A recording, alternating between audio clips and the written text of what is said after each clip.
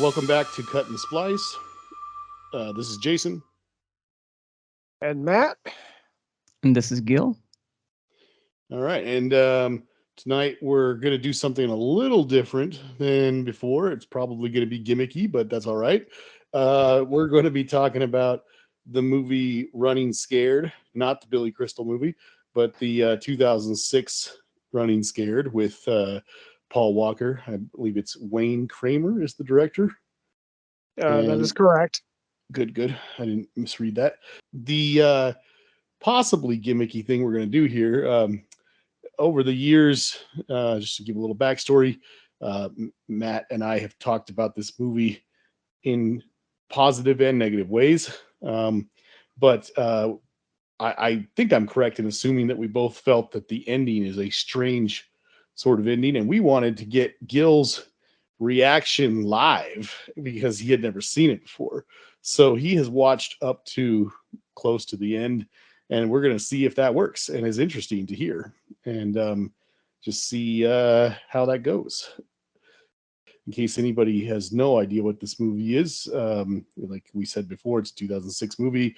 It's called Running Scared, and it's about Paul Walker. He's got a family, lives next to some Russian people, and after some shady drug deal type stuff, everything falls into chaos as the next door neighbor's kid grabs a gun that he was supposed to dispose of, and it goes off on some wild, crazy adventure. And throughout the course of this night, he is trying to find the kid, find the gun, not get killed by his boss, not get killed by mobsters, not get killed by Russians, not get killed by all sorts of characters. It's a wild movie. To put it mildly. Yes. So I guess we're ready. I'll give this a go. All right. So I'm at the 150 mark or so. Be as animated as you want. Okay. Oh, real quick, Gil, before you go, I'm already going, but yeah.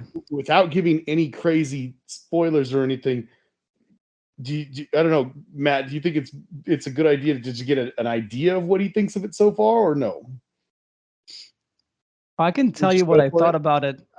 I mean, I guess I should say it now so it doesn't affect me. Yeah. 1 second.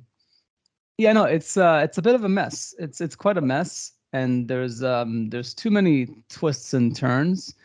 I wasn't sure if this was a bit of a a Tarantino, like one of the many Tarantino ripoffs that became popular, but it was more of like the late 90s, I think, early 2000s. But I don't know if this one was one of them. It definitely seems like it's a bit of a Tarantino wannabe type of thing, or maybe even borderline. Maybe even like Guy Ritchie type of thing. I feel like he's got a little bit of that. I was thinking more Tony Scott.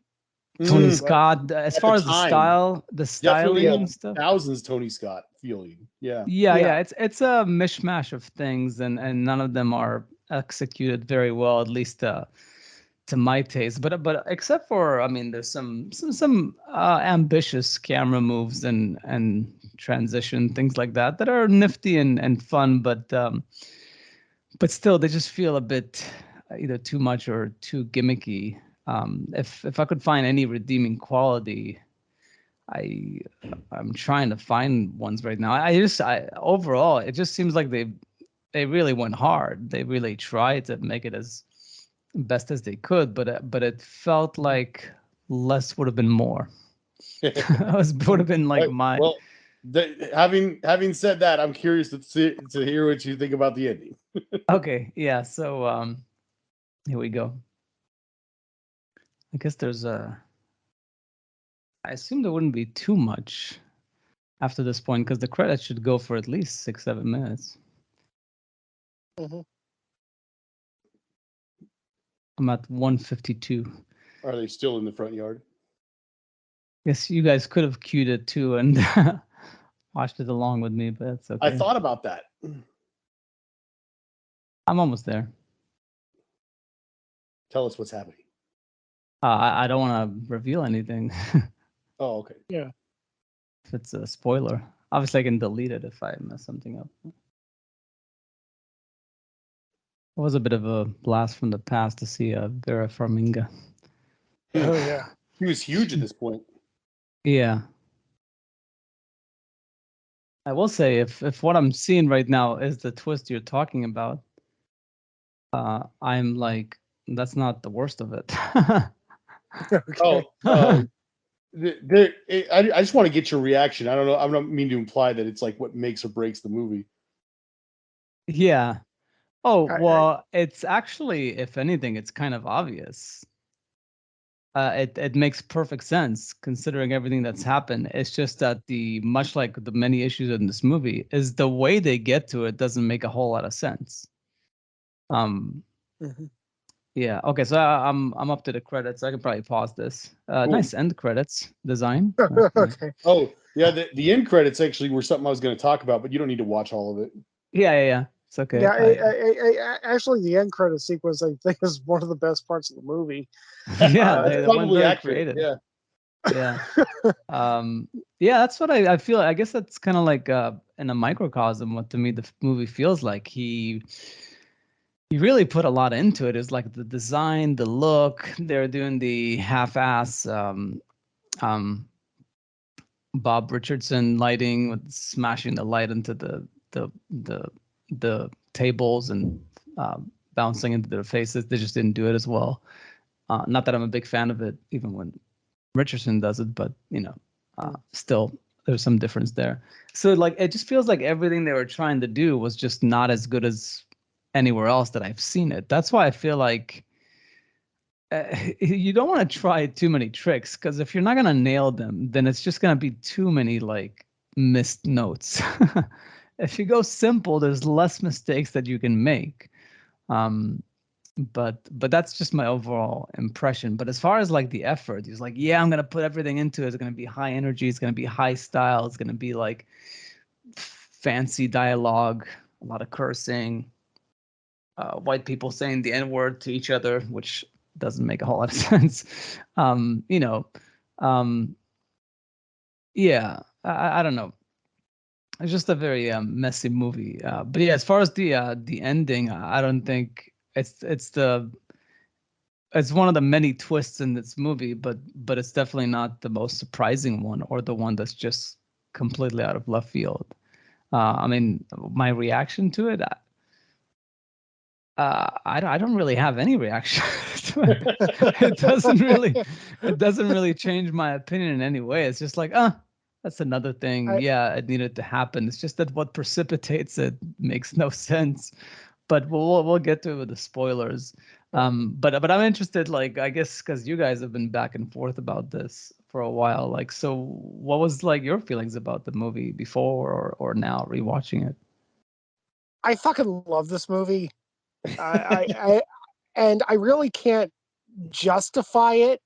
I mean, like, I find myself unable to like articulate, what actually gives this movie like a particular amount of artistic merit or anything. But I mean, it's visceral, it's violent, it's profane, it's sexual, it's grotesque, and it's just and Stimulating. it doesn't make any sense. And the entire movie is about a guy trying to find a gun, and at the end of the movie you realize, if you think about it for 2 seconds, that he didn't actually have to find the damn gun. But but it's just fun. It's just like I mean, Roger Ebert actually called it a Morbius strip of over the topness. And I think that Roger Ebert nailed it. It's just fun. It is unapologetic. It just kicks you in the mouth over and over and over again in the best way, and it's just fun. It's just fun, and I love it. And it's, I mean, like, yeah, and the black light hockey rink sequence, like, Oh, that that was is just stupid. it is stupid amazing. It is just so fucking over the top. I'm like, how can we make this more absurd and more violent and more? Well, you guys. Well, Yeah, okay, we can talk about that yeah, when we get yeah. to spoilers. Okay, yeah, but anyway, yeah, no, like, yeah, no, I love this fucking movie, so I'll just leave it there. No, so what would be your rating? 7.5. Yeah. JT? That's interesting. I from your take that you just gave, I thought you were going to go higher, but that's actually pretty close to mine. Yeah. Uh, I really like this movie, and without going too deep into it, uh, I think my theory is if I try to put myself into the mindset of when I first saw it. You have to remember that this is like I didn't see it in theaters. I think I saw it about a year after, so probably just about 2007, I think, or so. Maybe 2008. I think 2007. In high school, I was really into the Fast and the Furious movie, and the first one, obviously, and up to that point, I guess what I'm trying to say is I was like kind of like a Paul Walker fan, even though at that point in time, myself and I feel like most of the world was convinced that he wasn't a particularly good actor. Because if you look back, it's like everything he had done up to that point was small supporting roles where he was pretty good as like a character, a very similar character in almost every single one. He's like either the preppy white kid or the rich white kid or the asshole white kid. He's like one of those three roles pretty much in all of his movies. And and he was good at that. I'm not trying to say he was not good. He was good. But then he started doing starring roles with Fast and the Furious. And he does like 4 or 5 movies in a row, and none of them are that great, really. They're really not for all throughout the early 2000s. And I think as a starring leading man, people had kind of come to the conclusion that this guy is no good. And suddenly along came this movie. And, by the way, I think almost all of those movies I just mentioned where he's a starring role, except for one, are like all PG-13 movies, and then all of a sudden comes this one with this Wayne Kramer movie. And I don't know if I'd seen The Cooler yet or not, but I just know that I saw this movie and I was like, wow, this movie really went for it. Like this movie, if there's one thing I can say about this movie, it has balls. This movie has a lot of balls, but almost in the wrong way. And I'll go into that later, of course. But um, I think that it's the best acting that he's ever done, Paul Walker, and it was just absolutely hugely surprising because I did not think it was going to be very good, and I was really pleasantly surprised by how much I enjoyed the movie. And even at the time, as soon as it was over, I remember talking to all my friends, and I think Matt might have been one of them at the time, about how like the stuff that was wrong with this movie because I love it, but I really like the movie, but boy does it have problems. And I started listing all the problems with this movie, even the first time I ever saw it. So yeah, to put it in a nutshell, I think that when I think about nothing but the positive things about this movie, I feel like it had the potential to be like a really amazingly fun 9, but it's got so many problems that I can't go any higher than a 7. Yeah, Paul Walker. I think this might be aside from Flags of Our Fathers, which I don't even know who he was there. I don't think I've seen any of his movies. Wow. I just before this podcast, I checked to see how many of them I've seen. I think I've seen like 12 to 15 of his movies or something like that. I don't know. It's and he is not acting well in this movie. It's yeah. I mean he's fine. He's serviceable, but he's not. I don't know. I don't even think that he's like movie star quality. I mean, he's good looking, but I don't know. Well, let me just say, don't go see Timeline. Yeah, I wonder. And I saw a timeline on his filmography. I don't know if I thought, did I see that? I was like, I think no. There's Frequency. That's the other one. That's Oh sounds no, like that's a Frequency's a different one. good movie. Yeah, I Timeline remember is that not. one. Yeah, that was who's his Jim face? Caviezel. Frequency? Yeah, that's good. Yeah, that was Jim Caviezel. Yeah. No, but I'm not saying that That I was thought Paul Jesus. Walker was in it. Yeah. I didn't think Paul Walker was in it. I just remember, like, for some reason, Timeline, Frequency. I don't know. There's Yeah, something about Timeline and Yeah. but because in Frequency there's a thing about the timeline. I don't know. yeah. in it. Frequency is kind of a weird, unique time travel movie, whereas Timeline is a more stereotypical time travel movie. Oh, I see. Maybe that's why I connected them. But yeah, it's tough, but it's funny what you say because there's some truth to it. Like on IMDb, it's 7.3 for the audience rating, and the critics are like 4.1. Oh wow! So it's one of those polarizing movies that kind of divides, because it seems like your reaction is understandable, and I definitely wasn't bored during this movie. I just thought I thought it was just too much of it, and even though I appreciate aspects of it, I get what the movie fans are thinking, and I get what the critics are like upset by, based on that. And if I had to side with one side, I would probably side with the critics. I don't know if I would give it like a 4 or a 5. I'm leaning. I was like, should I give it a 5? Because it was really trying to do some crazy stuff. But then I thought that most of my rankings here are like 7, 8, and 9. So the movies that I dislike, I should really like aim low.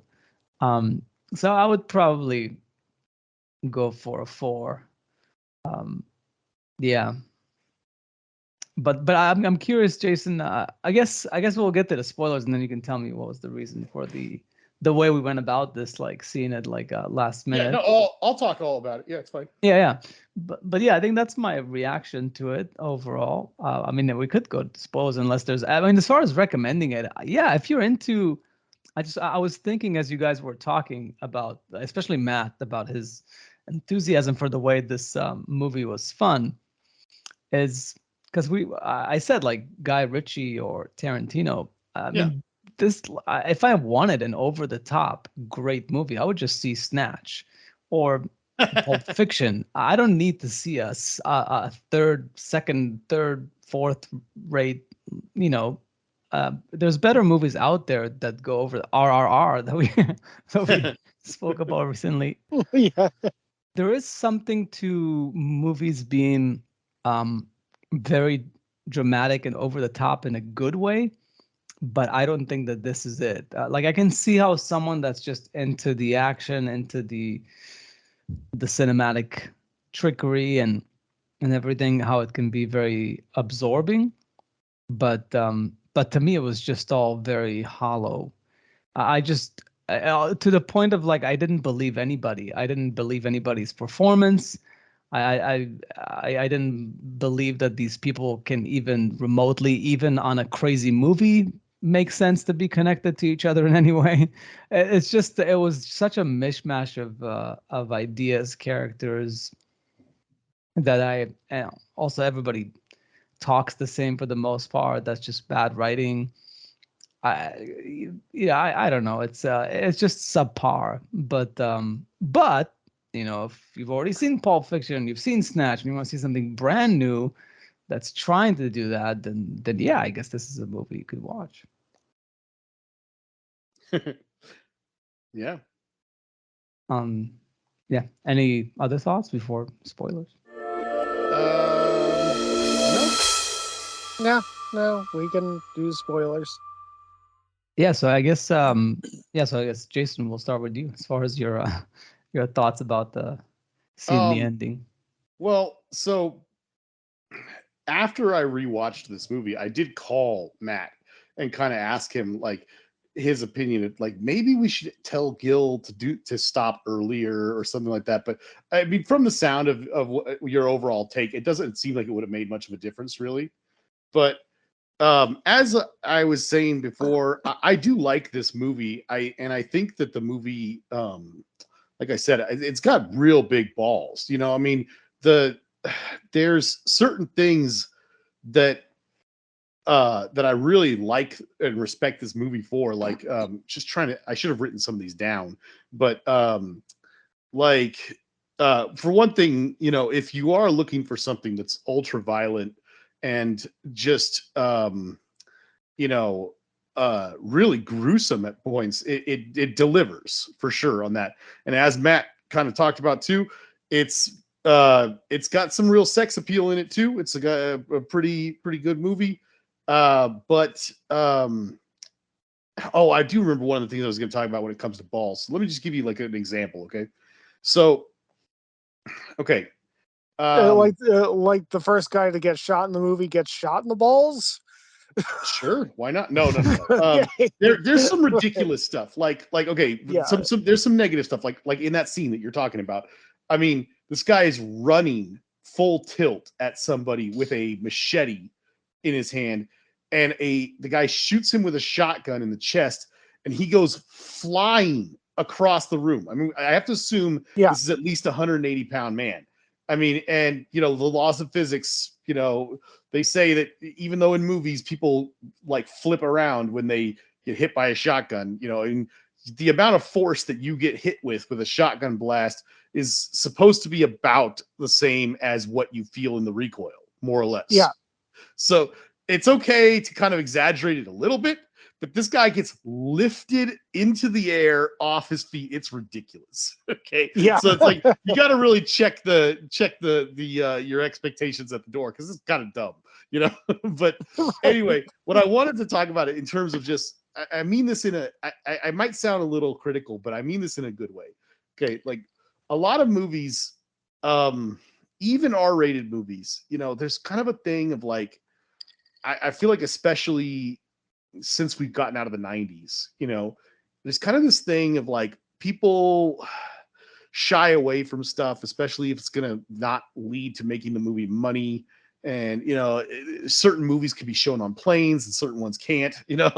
But what I'm kind of tiptoeing around is like, let me give you an example. There's a lot of movies where they just kind of like, they don't appreciate the realism of how people talk, gangsters and criminals and things like that. And you'll have scenes where people who are supposed to be these low life criminal type people are having meetings at like strip clubs, you know. And a lot of times in the movies, these are supposed to be strip clubs, and the girls that they show in the background are like wearing bikini tops or something, you know. And it's like, well, that doesn't seem to make sense, you know. That probably wouldn't happen.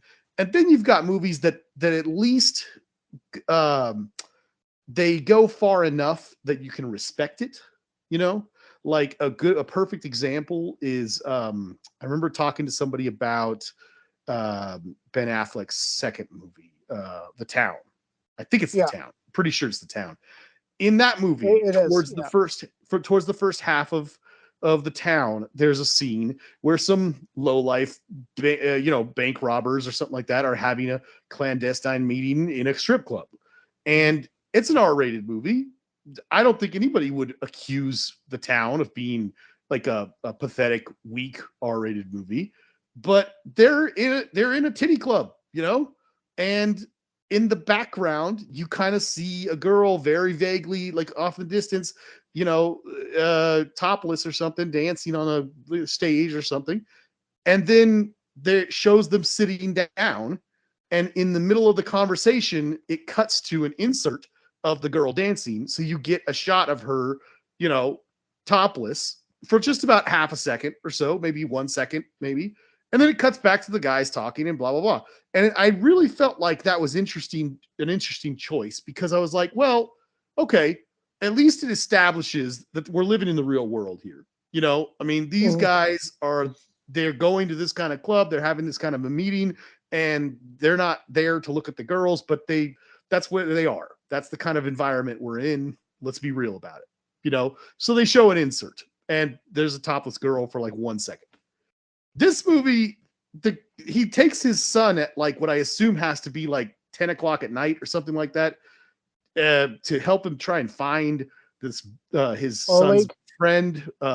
He's trying to track him down, but he has to meet his boss. Very similar situation. They are criminals meeting at a a strip club, and they pull up, and there's big neon signs that say all nude strip club, blah blah blah. And there's a moment where the son is talking to the dad, and he goes, "Do girls really get naked in there?" And he says, "Yeah." And he says, like, he asked, I think he says, "Can I see?" or something like that. And he says, "When you're 21, I'll take you," or something like that. I don't know, some sort of line. There's an exchange like that. And it's not great. It's just whatever. It's him talking to his son, and he's telling him to wait in the car, which that's a whole nother thing I'm going to talk about, but whatever.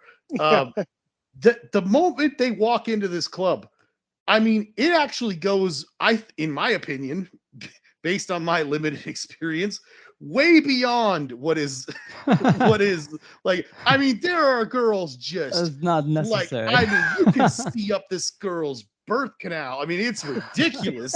Like, I mean, this is like full frontal nudity, and it is in your face. And I was just like, geez, movie, did we have to go there?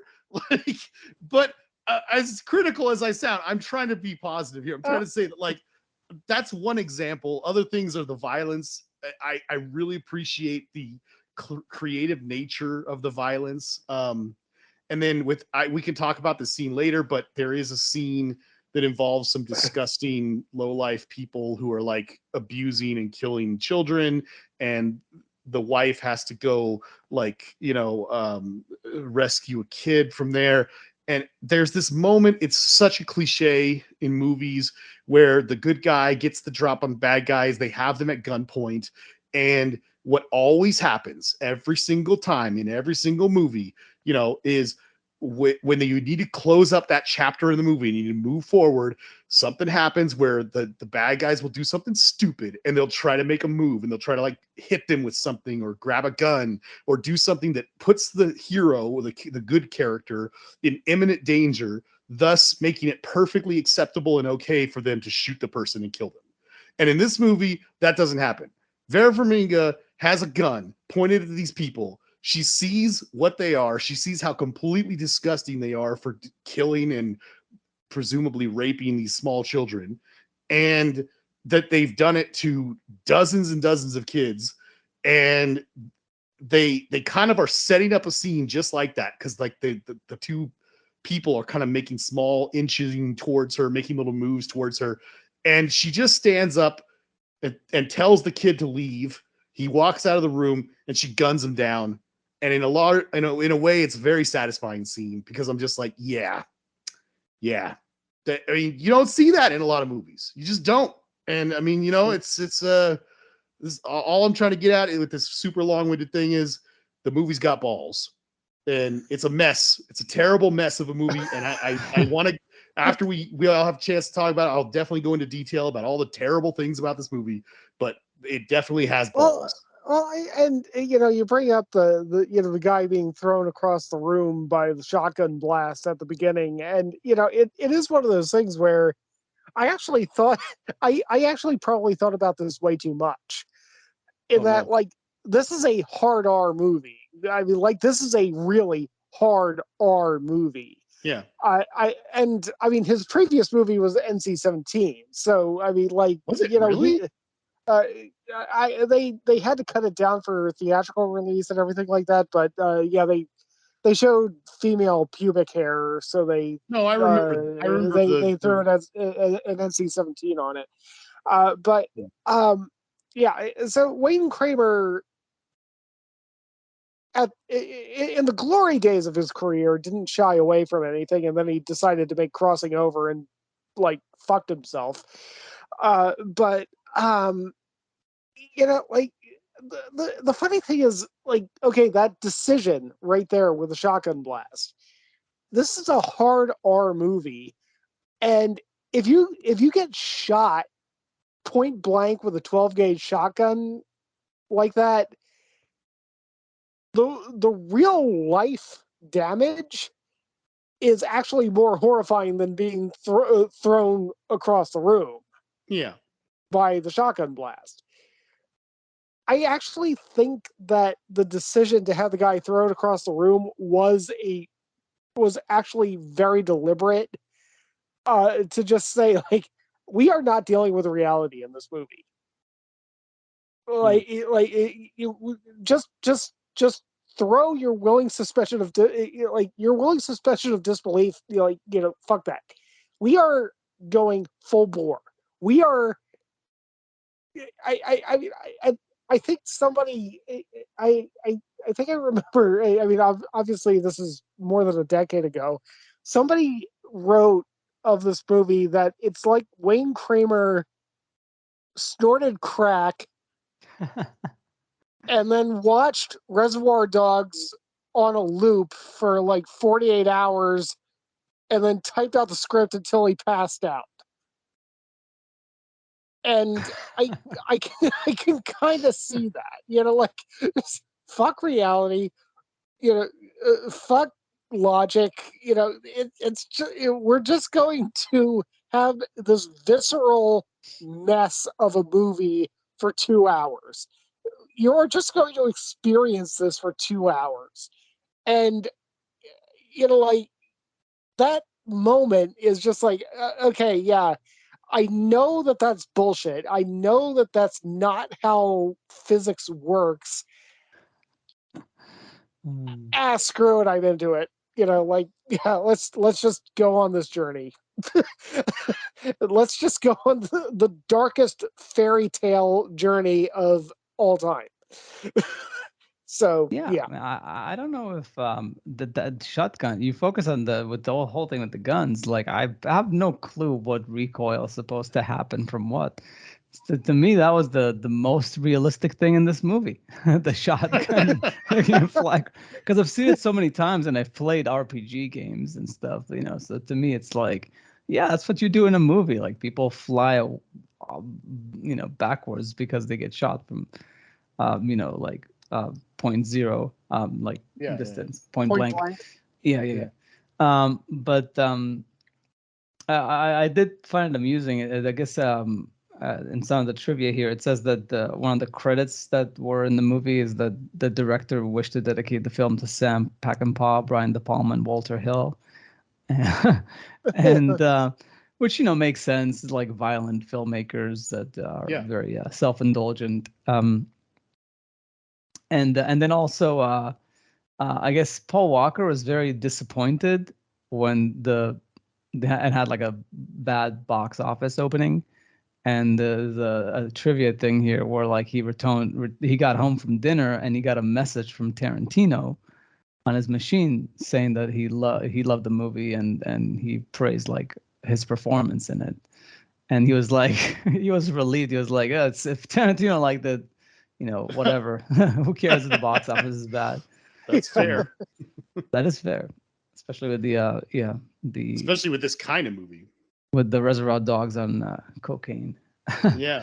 But yeah, I guess you didn't really answer the question fully, Jason. But well, what I was curious about too is because I borderline thought, like, am I watching the right cut or something? Because there's a twist 20 minutes before the end, like when they revealed that he's the FBI, like, mole or something. I was like, that should have been this part that you should have had me stop. We thought about it. But it would have been too long to watch the rest.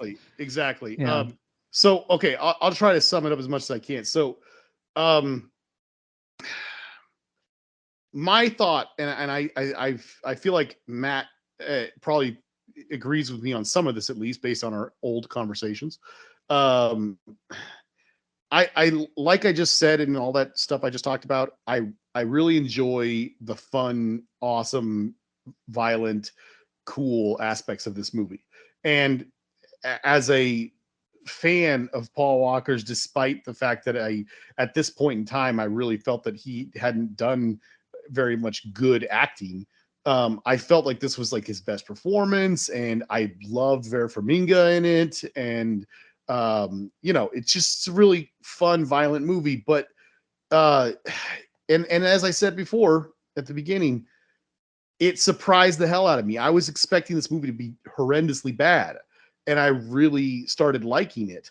I think it's funny because I don't know what on earth they were thinking with what you were just talking about. The moment he rips his shirt open and he says he's got a wire on him, it would be bad enough. It would be bad enough if he had just said that he was a police informant or an FBI informant. No. He's an undercover agent that is so deep undercover that his wife doesn't know about it and his son doesn't know about it. I'm sorry. Look, okay, we live in a weird world, and I know some extreme stuff happens, but like, I mean, we've all seen The Departed, right? You know, Yeah. like, Yeah.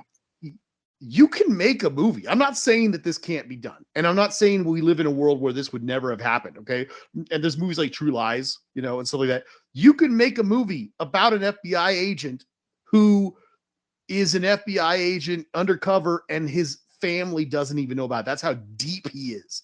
That's how many years he's put into this undercover stuff. You can make that movie, but that's what you wrap that movie around. That's its own movie.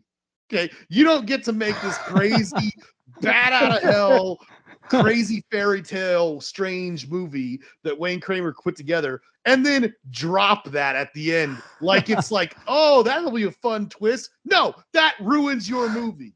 That is insanity. That's so dumb. Like, it's so, and like Matt said, I think I'm pretty sure this is what Matt was referring to.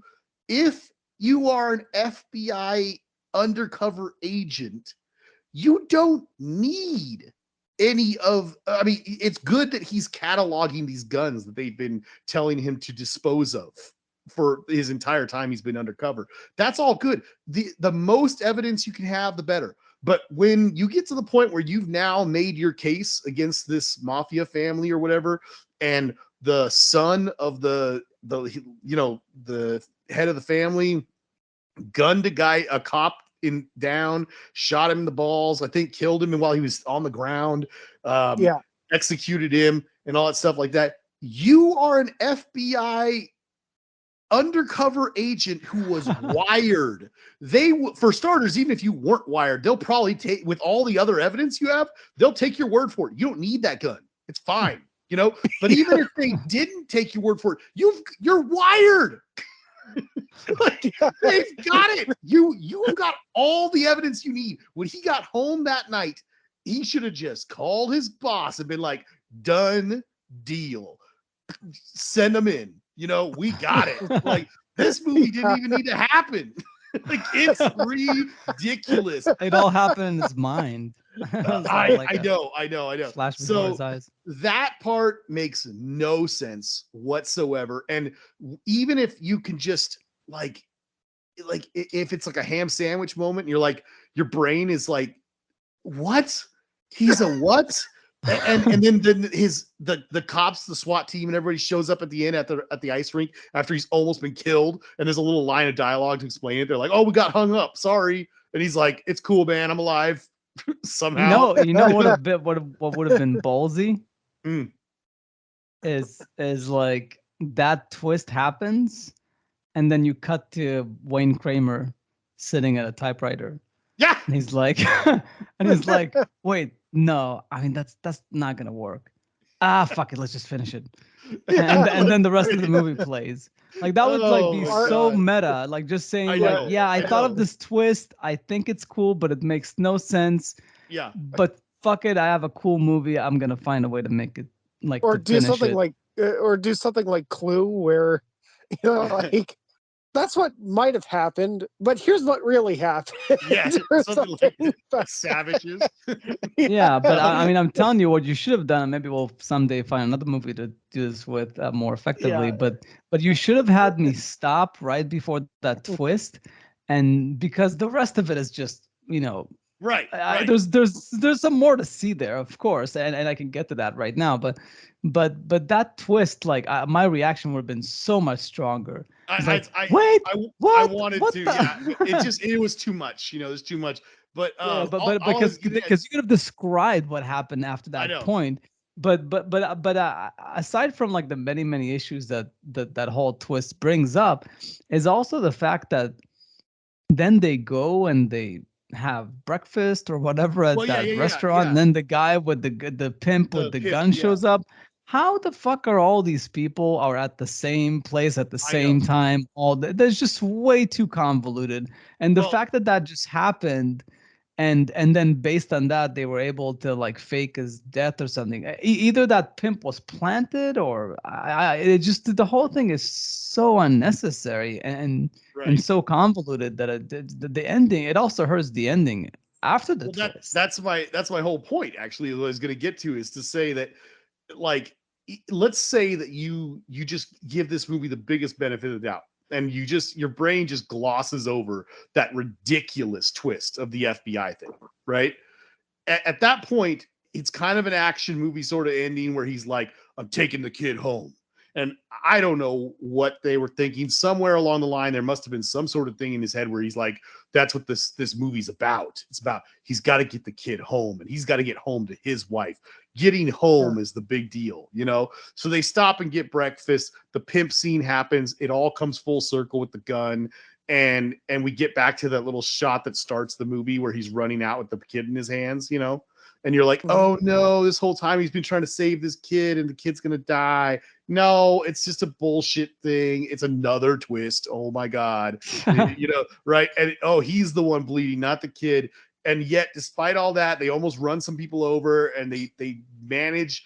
He manages to get home. You know, I don't know why he thought that would be such a relevant thing to put in this movie, but he gets the kid home. Surprise, surprise, the mom just murdered herself, you know. But yeah, whatever. So the little boy gets out and stares at his blown up house while he falls on the ground dying. And this is what I'm talking about. They give Paul Walker, like, I don't know, what would you guys say, about a minute and a half long death scene? Like, I mean, it's dramatic. It felt like more than two. It's long. Like, let's just put it that way. It's long. He's got his son cradled in his arms. He's bleeding out on his front lawn. His car is crushed. His wife is there crying. And I mean, it is a blubbering mess of a like 2-minute long death scene. Also, who is seeing this for it to matter? Like, they could have always staged like a funeral if that was what it was all about, to like get him. I think he was actually dying. I mean, he was shot. So it's exactly. like, I don't think the whole that thing is part so was funky. Like, but that's my whole point, is that then it cuts to the funeral, and it's like, oh, the wife is gonna have to take care of both kids because the other kid's mom just commits suicide in their meth den. Because instead of like going straight home, he took him to breakfast. I mean, yeah, exactly, right? I mean, he killed his mom, really. He killed his think about mom it that basically. way. Oh my God. Anyway, yeah. So let's just gloss over that too. And then so here's my whole point. Okay. I'm not trying to say that any of that was good filmmaking, okay? In case you didn't catch my drift, right? But it does, I will give it this much, okay? That overly dramatic, ridiculous 2-minute death scene. And yes, it was all for nothing. That whole, I gotta get this kid home. I gotta get home to my family. That whole thing is like an empty theme that doesn't really seem to connect to anything in the movie. But let's just say, on some level, on the script, that meant something, right? That he was trying to say. He was trying to convey something. I will at least give it this much. In that moment, forget about the FBI thing. If just for some reason in that moment, he had gotten this kid back there, all this crap happened, and then after that long, elaborate 2-minute death scene, if he had actually died, I would have at least said, well, that lines up with the rest of the movie because at least that had balls. And so as this is washing over you, you're sitting here going, well, that was ridiculous, but it had balls. And then all of a sudden, oh, look, we're at a farm and Paul Walker's alive. It was a lie. It was all witness protection bullshit. Yeah, which is also not very believable, because an FBI agent wouldn't necessarily need that. He's not like a civilian, or I mean, you could perceive that being a safety precaution, but the main issue that whole twist has, because you mentioned True Lies and some other movies that had it, where the wife doesn't know, is he is, plays him because I'm assuming he is not, but he plays him like a dumb redneck white dude. And the fact that like your wife doesn't know what's your actual personality. Yep. I mean, I know that especially your intelligence level, if anything, because I know like Schwarzenegger in True Lies like plays it like a bit like timid and stuff, and he's not timid at all as an agent, He's but pretending to be boring. he's pretending to be boring and stuff, but it's not as extreme as the way he acts with his wife. He is like, Yeah. and she's also like, she's very like, she curses, she's rough. She's I mean, abrasive. Yeah. I guess there's FBI agents that are that could be like from rough backgrounds and are not highly educated, but I think usually you gotta be like, Well, top of the line. Gil, you're scratching around the surface. Let's just Yeah. play in here, okay? I mean, the fact is, everything in this movie, the reason it's an insane twist is because it seems like something that was written afterward in like a fifth draft. There's nothing in the beginning of this movie. He wanted some payoff there. Like he just like, this movie should be renamed Twists or something. Like it's just like everything's about the twist. Like the beginning of the movie is a twist. Like he's in the car with the kid, and you're like, and then you cut to the home, and then like, oh no, he's not his kid, he's his kid, because you think that his kid was gonna be the kid in the car, but it's actually the friend of his kid. It's like everything is like a twist. And it's almost like that's foreshadowing just how much this movie is going to be all about twists. But one other thing I was going to say, the one thing that I think is borderline unforgivable is like, why the fuck do you need the whole sequence with the creepy like husband and wife? I can explain that. Yeah, please. Okay, so I believe, in my opinion, Matt, you tell me if you agree with this or not, because this has been since the beginning since I saw this movie, in 2007 or whatever. I think there are two major problems with this movie. One is collectively that entire thing we just talked about with how stupid the ending is, with like 6 different twists and unrealistic crap and whatever. But the ending is a big problem, like for me, real big. But the other problem that I have with this movie beyond anything else is the fact that essentially this movie breaks one of the biggest rules of filmmaking. And this movie is actually 2 different stories that run parallel to each other, and they're not about anything. They're not about each other. Like, there's plenty of movies that have multiple storylines, but you usually connect those storylines at the end. Or if they don't connect, they should be 2 different parts of telling the audience the same story. These are 2 completely unrelated stories. And if you watch the credits and you watch different things, it's very clear that Wayne Kramer saw The Boys story as a fairy tale. Like it's a fairy tale that like an acid trip fairy tale that this boy goes on, where from the very first moment that he runs away after shooting his father, he starts encountering wacky, weird characters. Like right off the bat, there's like this dark, shadowy dreadlocks character in this men's room who's clearly either selling drugs or selling sex or both, maybe, I don't know. But like, isn't that like some homeless person or something? And the crackhead.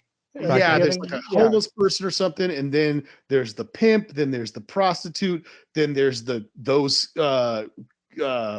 disgusting, creepy people. Then there's they take when he gets picked up by the police, Chaz, Paul, I don't know how to say his last name, Palminteri or something. He's a great actor.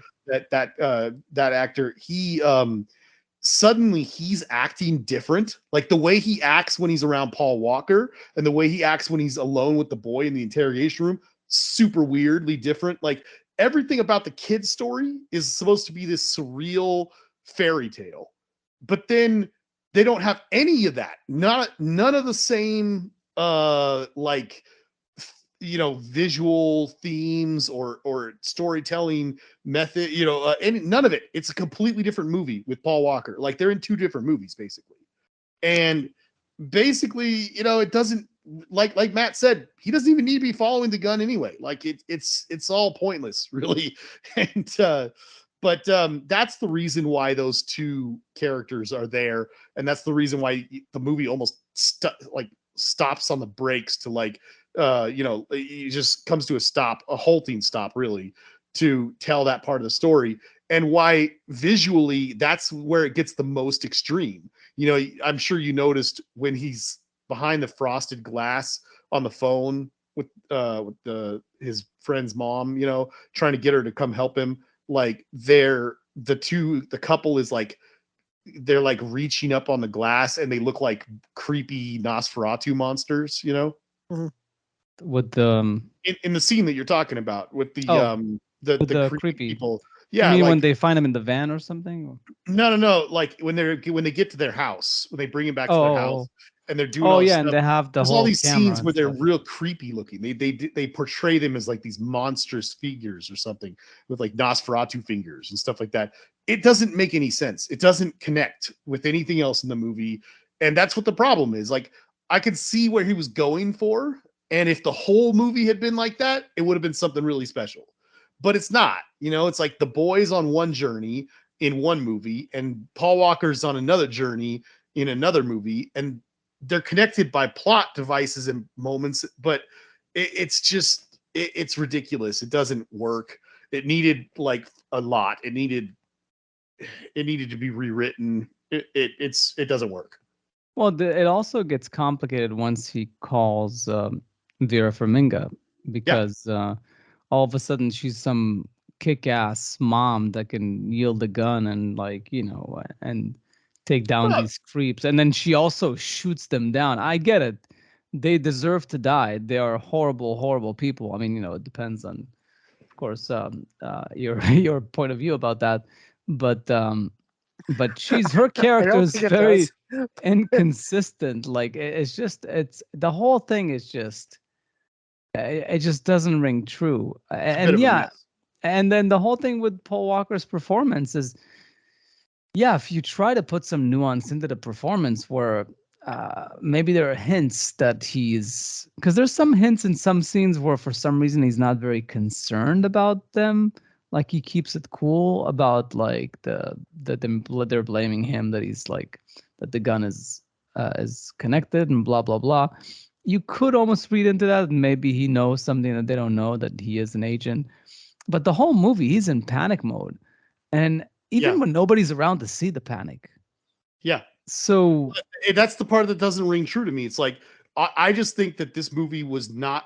I think there's a draft of this movie where he is not an FBI agent, because that does not make any sense to me. yeah, exactly. It's very strange that they went for that. For sure. Yeah. It's yeah, As but I don't know what movie it would have been without it. Yeah. I'm not sure either. I remember so back in film school, y'all remember Max Myers, right? I remember who he was. I never had a class with him. British dude, a Yeah, lot I of remember. tattoos. Yeah. Uh, in my feature film rating class, I brought Running Scared in, and I pitched it, and the class agreed to watch it, and I was actually getting fist bumps from people around me during the hockey rink sequence, which I still think that's a really fucking awesome sequence. but, I need to mention something when you're disgusting. done. uh, but but yeah, I mean the ending happened, and we had this discussion about how I mean Max specifically brought it up that there are actors who have stipulations in their contracts that they can't die on screen, and he was kind of musing that maybe that's the reason why the movie kind of fell apart at the end. That maybe Paul Walker had some kind of a stipulation in his contract that he wasn't allowed to die on screen. No idea. And I mean, to this day, I still kind of entertain that possibility that, like maybe there's a version of this movie out there where Paul Walker's character was an informant and he dies at the end, and that got scrapped because, well, Paul Walker was a commodity at the time, rest his soul, and so on and so forth. He was the best guy for the role at the time, who was also going to take the role, but they couldn't kill him, and so they had to invent a way for him to not die at the end of the movie. I mean, it's plausible, but who knows, really? Yeah, I'm just throwing that out there, but Yeah. it's weird to talk about plausibility when you're talking about running scared. I mean, there's nothing plausible about that movie from the beginning. I mean, we are not in the realms of plausibility. We are not in the realms of reality. We are in just a dark, dank, hyperbolic world where nothing makes sense, and it's not supposed to make sense. Another thing that Roger Ebert brought up in his review about the gun is that like the gun is a MacGuffin, and if you don't know what a MacGuffin is, don't worry about it because it doesn't matter if you're watching this movie. So, I was gonna say, because this is the second time now you brought up the black light thing at the end in the hockey rink. yeah, I don't think I caught it when I first saw it the first time, but this time I was watching, and you've got the Russian mobsters and his boss, the Italian mobsters and stuff are all there, and there's this I love the moment because he's got the boy with him, the little Oleg or whatever, 11-year-old kid or whatever he is, and or I think he said he's 10 or something like that, but so he's got this 10-year-old boy with him, and I really appreciate it because I agree with Gil. I think it's a ridiculous thing. It's memorable and it's visually interesting, but it's ridiculous, And I like that when they first walk onto the ice, there's a moment where the Russian guy looks at the boy who he's very much about to kill in his mind. He's about to kill this kid, and he looks at him. He goes, "Hey kid, check this out." And then they hit a switch and all the black light shit comes on, and he goes, it's so great because it's the writer and the filmmaker talking to the audience. He goes, "This is the bullshit we have to do to get you kids invested nowadays." Yeah. And I was yes. Yeah, that whole scene was so. For one thing, it wasn't necessary at all, and then also the violence, the hockey puck hitting his face.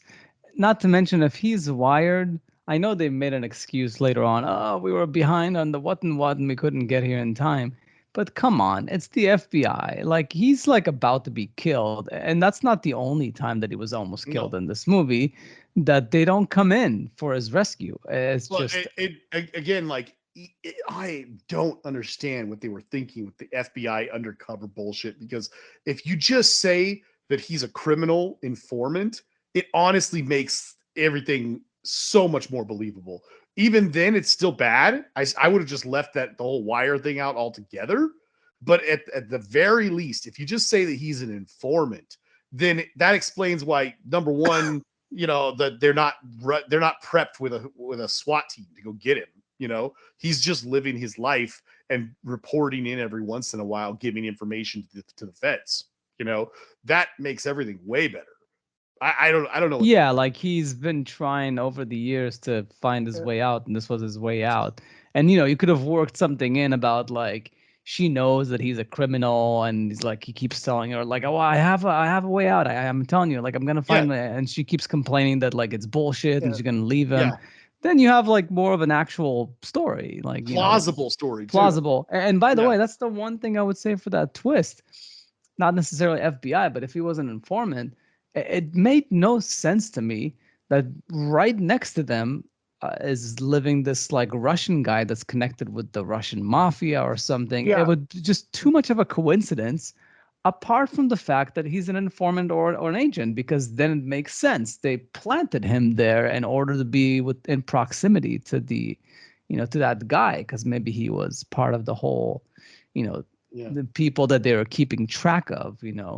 That's the one thing that paid off with the twist. But yes, an informant and not instead of an agent for sure makes more sense. But Yeah. still, yeah. Yeah, actually, one thing that stuck out to me upon rewatch was that he specifically said that he was, 12 years. He specifically said 12 years that he was undercover. Did he really? 12 years. Yeah. He specifically said 12 years. Like, how old is this fucking guy supposed to be? I mean, he looks younger than I am now, and I'm 37. Yeah, and his kid was So- 10, right? I mean, that'd be like when he's like 18. So he was already in the FBI, like at 18 or something. Yeah, no. It should have been like 4 years or 5 years. It's so ridiculous. He could have just been a criminal who got picked up and then became an informant. It would have made so much more sense. Yeah. It almost seems like he's intentionally, like Wayne Kramer's just intentionally just trying to push the boundaries of everything just to see what he gets out of it. Well, that's the thing. And we can delve into this later, but I actually want to bring that up as kind of an analysis of Wayne Kramer's career. But yeah, I mean, it says that I saw another trivia here where it says that he was shocked to find out that the movie got an R rating on the first submission because he assumed he was going to get an NC-17. He was almost aiming for it.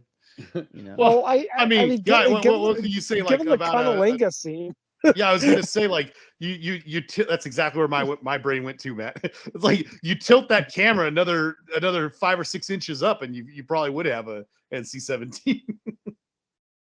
No, I mean when we were watching that movie in Max Meyer's class during that scene when he goes down on Vera Farmiga, Max actually was like, "What is this movie rated?"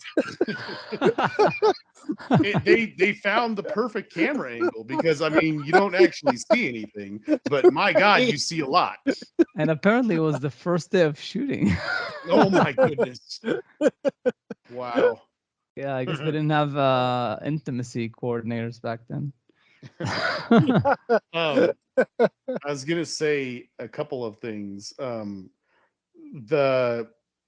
This kind of goes hand in hand with what we were saying before about like it just the two stories not connecting at all. I think on paper, in the script, I think that Wayne Kramer felt like this whole thing would be like a fairy tale from the kid's point of view, and I think in making it, they just focused way too much on Paul Walker or something. I don't know. I'm not sure what, but in the end credits, it's interesting to me that they show Wayne Kramer's, I think it was his storyboard artwork that he used. And not just storyboard, but his, he drew these like very elaborate fairy tale-esque concept art pieces that they used throughout the movie, and like they used for the various characters, because as we said before, once the boy starts on his journey and he runs off, he starts encountering characters in an almost episodic sort of way,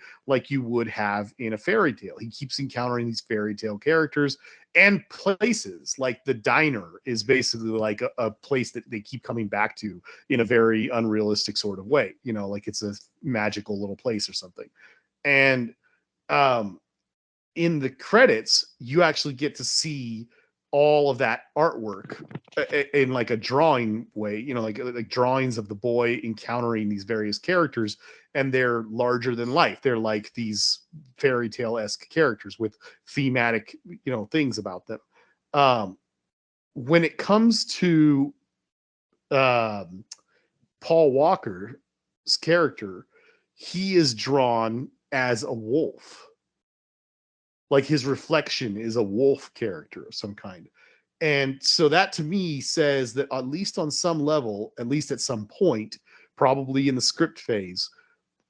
Wayne Kramer saw this whole thing as a fairy tale, including the Paul Walker stuff.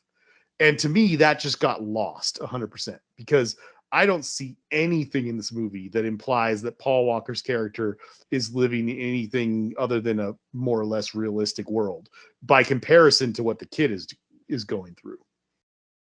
Maybe that's just me. I don't know. No, I mean, I definitely I didn't notice that too much, but when you brought it up, it definitely started making sense that he's definitely on his own journey there. It's just that it was such a small part of the movie, and all of it was so convoluted. But I can see how, especially from a design perspective, about how each step was supposed to be like contrasted to the last one, and how like you can't really trust any adult, like even the ones that in a brightly lit room and seem to be all nice and stuff. They're the worst ones. Yeah, the worst, exactly. Like that sometimes, yeah, that the who's treats him the best is like the prostitute, the hooker. Yeah, the hooker. She's like a fairy, like a in the credits. She's like a blue fairy type of character. Yeah, she gives him some food, and then she wants to like have him be on his way, and yeah. But the whole thing is just quite the mess. I mean, and I guess to some it's enjoyable. Talking about the story being a mess. So I didn't remember it being this bad when I first watched it, but now rewatching, one of the things that stuck out to me, and maybe this is because I'm at this stage in my life and whatever, but I almost feel like not as much as Avatar 2, but certainly to some extent, this movie is really, to me, pushing a theme of, just don't have kids. Like really, it's a bad idea, because my God, this guy's kid doesn't listen to a damn thing he says. Like it's so funny to me. Like every single time something happens and there's like a life and death situation with his son, his actual son, not Oleg, he's like, stay in the house, stay in the car, stay somewhere, never listens to him. Not once, like, I mean, and sometimes the kid has a good reason, sometimes he doesn't, but oh my God. I mean, I find it completely unrealistic that Paul Walker's kid doesn't trust him at all in a life and death situation, because like they portray this family as growing up in a rough part of town. He knows that his dad's involved with the mob. He knows his dad carries a gun. He knows that his dad has done things, and he hasn't. The kid has not done anything with his, like, he's just a 10-year-old boy, who's kind of grown up in a rough part of town, whatever. Like, when people start shooting at you and stuff like that, you would think he'd be terrified enough that he would at least listen to his father, at least a little bit. But no, instead, he somehow gets this convoluted idea that his dad is going to murder his best friend. Even though he didn't say that, even though he didn't even imply that, he just kind of got this weird idea that I have to lie to my father multiple times to keep this convoluted script going. I'm actually going to disagree with you there. Okay. About having kids? No. Well, no. My vasectomy appointment is on Friday. Are you serious? No, but metaphorically. But no, I mean, I think that Nicky's response to his father is actually rational, being that he knows that his father carries a gun, being that he knows that his father is involved with violent people, being that he knows that his father doesn't like Oleg, being that he knows that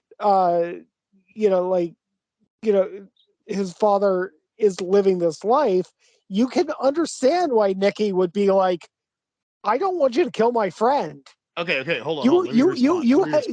You have to prove to me that you're not going to kill my friend. All right. So I definitely don't feel like it came out of nowhere.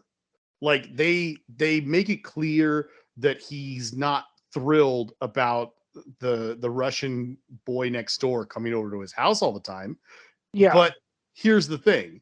Like they don't go this is another example of like there's too much going on in this movie, because you could tell that story if you wanted to, like this is just a weird example because it's not the same thing, but I'm just going to throw it out there anyway. Like at the beginning of Green Book, they have this nice scene where Vigo like is shown to be so racist that when these black guys come over to his house and his wife gets them water, he's going to throw away the glasses that they drink out of, even though they're like glasses and they're really low on money. Like that's a ridiculous thing to do. And it just goes to show how insanely racist this guy is at the beginning of the movie, which allows you to have change. This movie. So let's just talk about why is he so afraid? Yes, he does know that his dad does dangerous things and is a criminal and carries a gun and stuff like that. But and he has probably heard his dad say some racist stuff against Russians. He probably has. Is that even racist? Whatever, some prejudice things about his next door neighbor and being a Russian crackhead and stuff like that. He overheard Paul Walker talking about how if they find the gun or the kid, he's dead. I mean, at the beginning of the movie, they established that Nikki overheard that. Like so if they find the gun or the kid, Paul Walker, is dead. Right. So I mean, Nikki has every reason to believe. No. Hold on. So, up to this point, if you're Nikki, you know that your dad doesn't really like Russians, and your dad's fed up with the next door neighbor being a Russian crackhead who's connected to the mob. But despite the fact that he doesn't like that very much, and he allows the next door neighbor's kid to come over all the time. So much so, his mom even said, I think your best friend, I think his mom wants to see him for dinner at least once this week, meaning that he's over there all the time. Obviously, Paul Walker tolerates him at least to that point.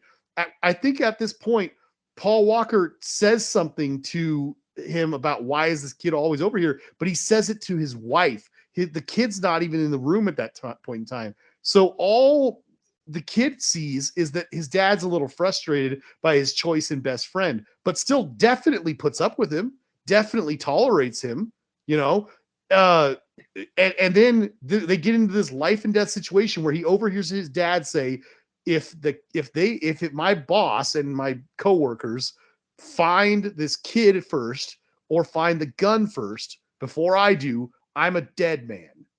And hearing that, the kid goes, my dad's going to kill my best friend. I mean, yes, I think he has reason to be a little concerned. I'm not saying it comes out of nowhere, but I'm saying in that scenario where you're like, oh my God, my dad might die tonight, but somehow he's like, I think my dad's going to kill my best friend. No, he's just looking for him. Like, I don't think it's justified. Not to mention, there's a slight problem. Just to say about I think you're still wrong, by the way. But the problem I think also is that not that anybody cares, but no, I just mean like because it's not gonna matter. It's not gonna fix anything. But also, if he is an agent all along, he wouldn't want his kid to get mixed up or become friends with that guy's kid, because he's like from a rotten family, and who knows, he might be a bad influence. He's not going to use his kid as child labor to essentially like infiltrate their family and kind of see what's up. And so it's yes, the whole thing is just very odd, like the whole relationship and everything. But yeah, I mean, I might agree with Matt to some degree, but does it really matter? Like, not much in this movie makes sense at all. I wonder if that was the whole point. He was just, I don't think that the movie was ever meant to make sense. yeah, like I I wonder if honestly it's believe like that. he started writing this movie and then he eventually is like, screw it. Like, I don't need to It's just explain like, everything. It just needs to just borderline right. be believable in the moment, but it doesn't have to really make sense. Yeah, I mean, it's like J.J. Abrams done good. Oh, that's a Barely. little No, harsh. I don't know about that. that is harsh. I would No, say for that sure. Super 8 is a better movie than this. Yeah, I Wait, would what? tend to agree. What was a better movie? I think Super 8 is a better movie than this. Oh, not even close. Oh, No, and I mean, and no, I think we've all agreed at some point that J.J. Abrams' biggest flaws are his endings. And yeah. I think yeah. Super 8 has a better ending than this movie does. It's not great, but it's still Okay, better. yeah, but, okay, that's fair. Yeah. I've been saying some really negative stuff. Let me say something really positive real quick. Aside from the movie having balls, which I've established already. I did. We kind of talked about Paul Walker's acting, and obviously he's no, I don't know, he's not Edward Norton or something like that, whatever, or was not Edward Norton. But I think the up to this point, I had only seen him as that like supporting character that he always played, and then the Brian O'Connor character from Fast and the Furious, and I mean, he doesn't have any subtlety in that movie at all, Yeah. and the four like lead roles that he had after that movie were no different. They really weren't. I think the first time I ever saw Paul Walker do small, do like a not over the top, not big, like he's trying to be emotional and not go big, like decent acting, basically is what I'm getting at. The scene where he's in his convertible and he's finally caught up with Oleg, he's finally got the boy and the boy's not afraid of him, and they're driving together in his car, and Oleg explains something about how his dad is horrible or something like that or whatever. And at the beginning of the movie, you see that one of the struggles that Paul Walker has is that his father is severely handicapped. He can't stand up long, and he's like his food, he's eating spaghetti and is dripping up all over his face, out of his mouth and all over his body and everything, and he's just like completely messed up. And he tells the kid about that scene. He goes, "How old are you again?" And he says 10. And then he goes into a monologue about how he says, "I knew a kid." He doesn't say it was him, but it's obviously talking about himself, about how he had a father that would beat on him and beat on his mom and do all these terrible things. He was an awful father, and he just got to the point where he said he outlasted him, and he got to the point where he was about 13 or 14 years old, and he got a baseball bat and he heard his father beating on his mom again, and he walked into, or what did he say he did in his sleep? I don't remember. Whatever, it doesn't matter. Yeah. One way or another, he walked into his father's room with a baseball bat, and he says, "I Mark McGuired him in first or something like that." yeah. But he didn't say I. He's telling the story to the kid as he said, "A guy I knew." But then you look at the kid's father, or at his father, and you realize this is Paul Walker, and he's saying that he beat his father nearly to death as a teenager, you know, and that but then he still had the common decency to let him live with him in his beat up, messed up state, and he's an invalid now, and he takes care of him for the rest of his life. And that scene is like the best acting I had ever seen from Paul Walker up to this point. I think later on he did a couple other movies where he was a little better, but I really liked that scene. I thought it was well written, and I thought he did a really good job on it. Yeah. Yeah. No, I mean, I think with the right material and the right director, I'm sure he could have become a better actor. I just it seems like he's just like a pretty boy face, and he's serviceable. Not exactly like lead role material, but I guess enough for this sort of like ensemble piece where he's part of like a whole machine of characters. But yeah, but no, Vera Farmiga like eats him for Oh yeah. lunch. Well, Yeah. oh boy, there's a comment to be made there. Yeah. But yeah, it was funny because you were saying like about this movie has balls, and I was gonna say like and vaginas. Or Oh, ovaries, or yeah, how right. juvenile and hilarious.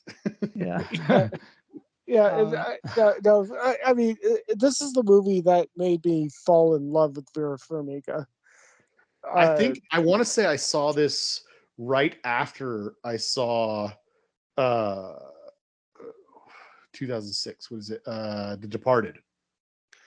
I saw it in theaters, so I, I saw it before The Departed, but Yeah. yeah, And then it's crazy. Like this is when she, at least in my mind anyway, when this is when she's blowing up, because I saw The Departed shortly after I saw this. Not long after that, was Up in the Air, yeah, 2008, I think, or something like that. 2009. Yeah. 9.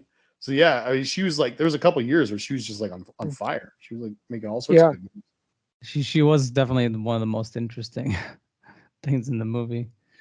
Um, I am still like, even though we should probably wrap this up, I am intrigued by the fact that being that Matt is a big fan of Russian cinema, and like Italian neorealism, like just the fact that he for some reason got this very strong appreciation for this movie.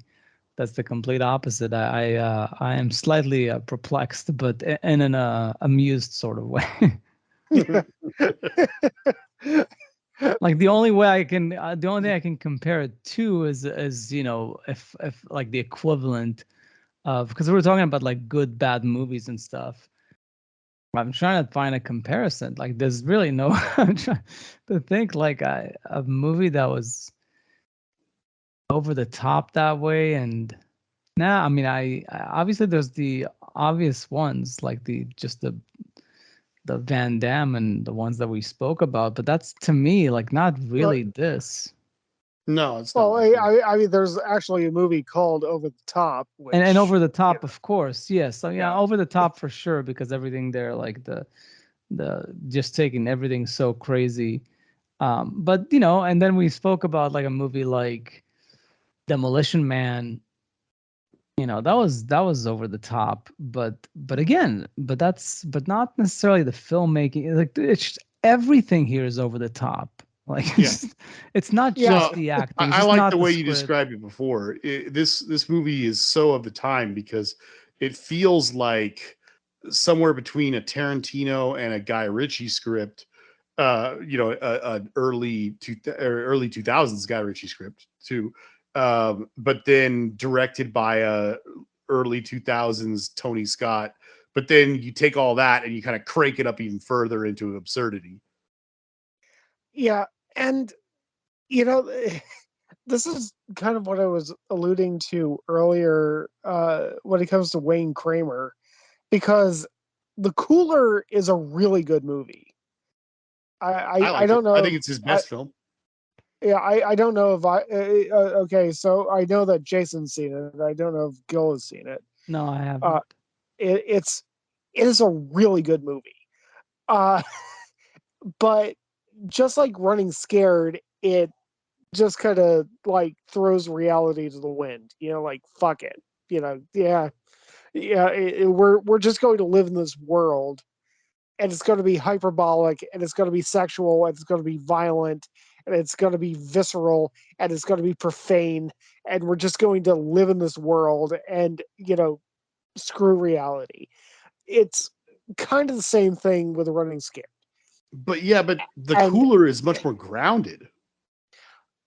yes, I will give you that. Uh, Still, it's a movie that is kind of Yeah, built on the mythical ground of luck being a real thing yeah. that a person can possess and lose and everything like that. And but And not just that, the way it's filmed and everything, it's got a lot of similarities to this. It's just not as crazy. Right.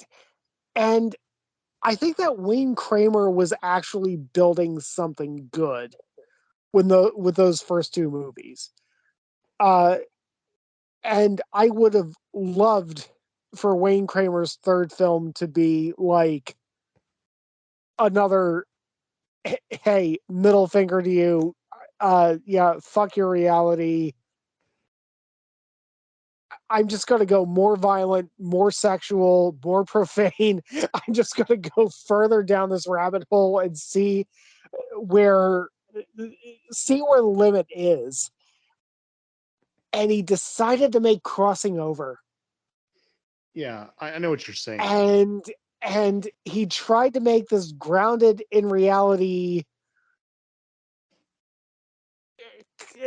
supposed to be real life drama, and that was the least authentic piece of cinema I've ever seen. Oh, that's not true. No, I mean, when he tries to write realistic dialogue, it comes off less realistic than when he's writing hyperbolic dialogue. That's He true. just No, that's true. he just can't do it. He just can't make a real life story. He shouldn't do it. He should just be living in this fantastical world that nobody ever lives in. He should be living in this world where nothing makes sense. I'll concur with that. I know that you think, we've talked about it before, Crossing Over, you obviously hated way more than I did. I just think The Cooler was really good. I think that this movie was a lot of fun, but not as good as The Cooler.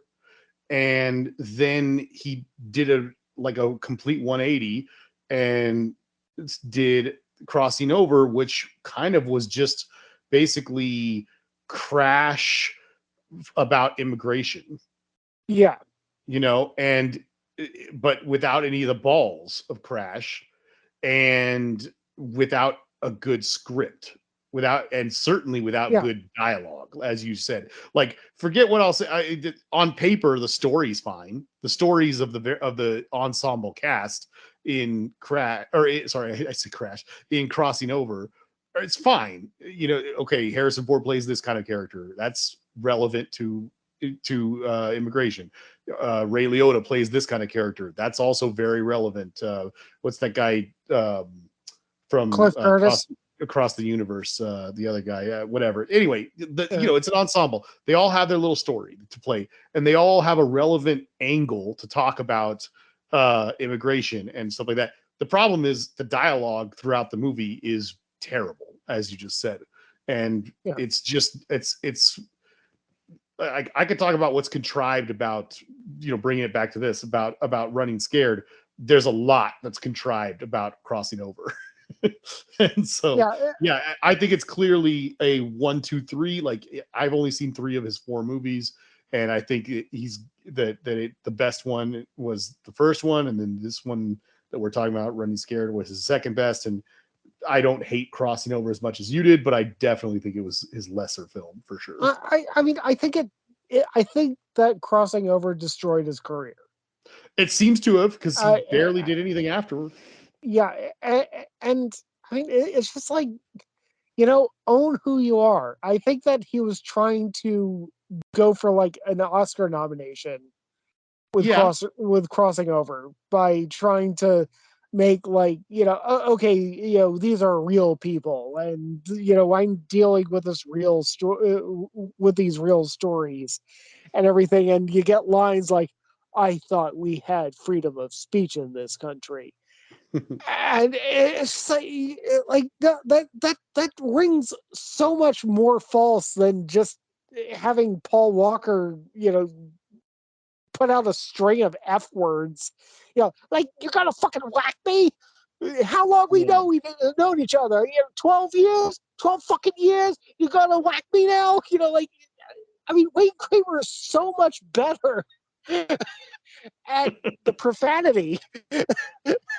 Borderline. I And mean, that's not great. Although one scene I forgot to mention earlier is yeah, that's the one I was thinking about when I was searching for it. But the scene in the car when he tells the kid like, "What do you listen to?" and he's like, "Well, you're an American. You're an American. You should listen to this." And like he puts the music on, and like the guy that's gonna, you know, like be there when you get late or something like some sort of like American music. I was like, that's such a badly written scene that's completely unnecessary. But I guess it's sort of connected to crossing over because if that was about immigration and Well, so Wayne Kramer is an immigrant. He came to yeah. this country in '86, according to IMDb, and crossing over, I guess, must have been something he always wanted to do because that was his short film that he made before The Cooler. He made a short film version of it, apparently. Yeah, I saw that here. Yeah. What's funny is I'm saying all these kind of negative things when we're sitting here talking about his career, and I looked up on my shelf right now because the spine of The Cooler is like big bold letters. It's very easy to see in a shelf full of DVDs, and then it suddenly occurred to me that I I bought Crossing Over as a used Blockbuster DVD because I had never seen it before and I had not talked to Matt about it and he had not told me how much he hated it, and I just was like, oh, it's a Harrison Ford movie, I want to watch this. So I just suddenly realized that I own all three of these movies that we're talking about. For better or worse. Yeah. Did either of you see Pawn Shop Chronicles? Nah, I didn't see it. No. I guess it's the first movie that he didn't write either. So. Oh, interesting. I think it had Paul Walker in it.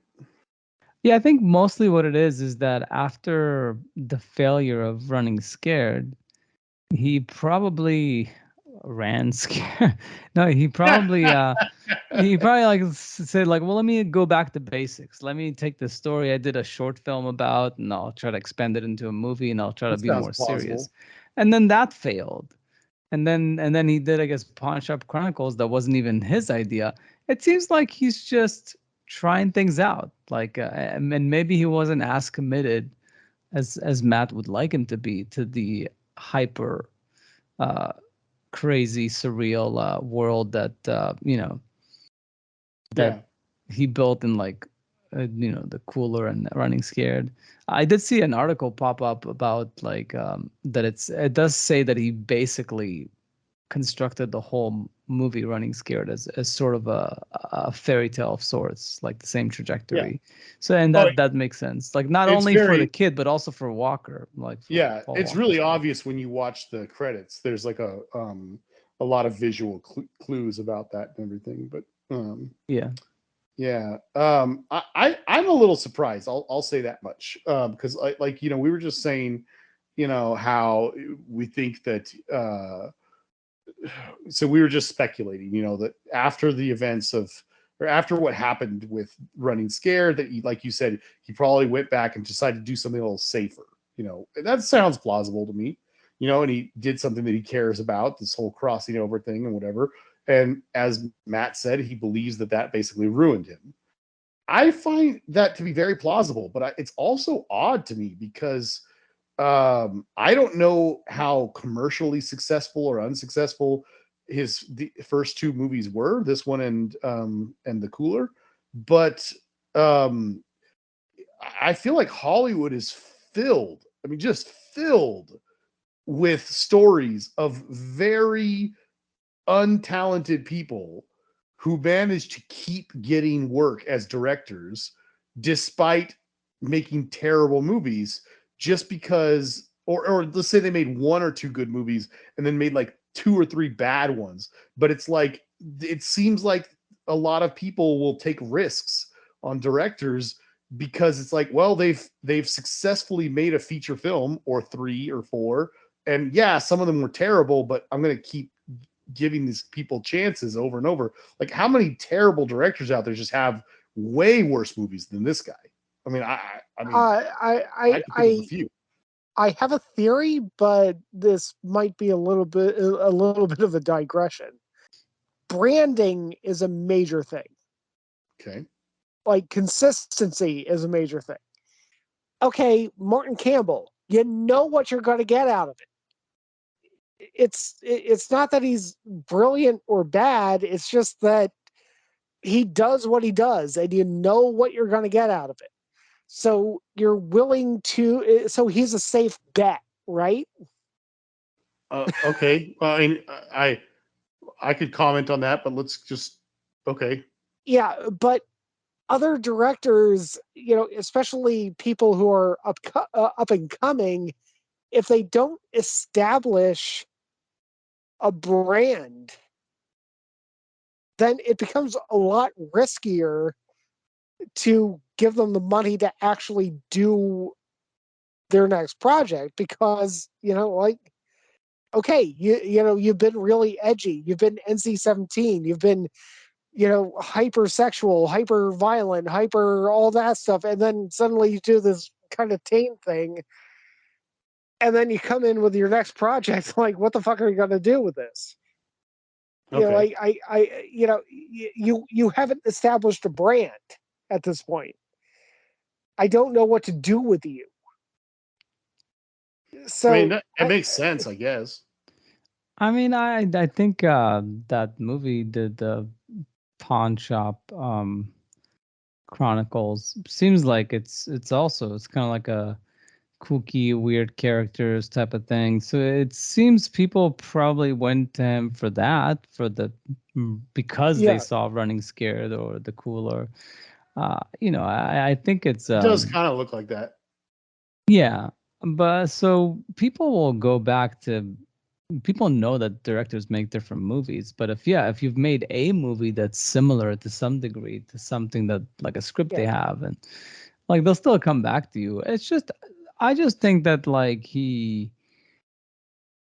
except for The Cooler, it sounds like that was his best movie. That really he hasn't really hit that many home runs. That he is inconsistent. He's not reliable. As far as like hitting the right marks and everything, and that's why he hasn't gotten many opportunities. And also like knowing the right people, who knows? Like maybe he doesn't know enough producers or people that can bring him the right scripts or whatnot. It just might be just that. Like, but I think Jason makes a good point. Like you can have someone just like him with different connections, and he would have been like 5-6 movies in already. Like he would be making movies every 2 years because like, but he was established as sort of like a writer director, so he took his time between projects, and he's working on one now, which funny enough, it's like it stars Alec Baldwin, so I don't know if that's gonna get released. Oh, The whole like, so I don't know. I think it's just luck. I think it's just luck and connections, and that's just part of the reason why maybe it seems like his career is going nowhere. But it is what it is. I mean, it's tough to like sustain being a director for sure. Yeah, I'll say this much.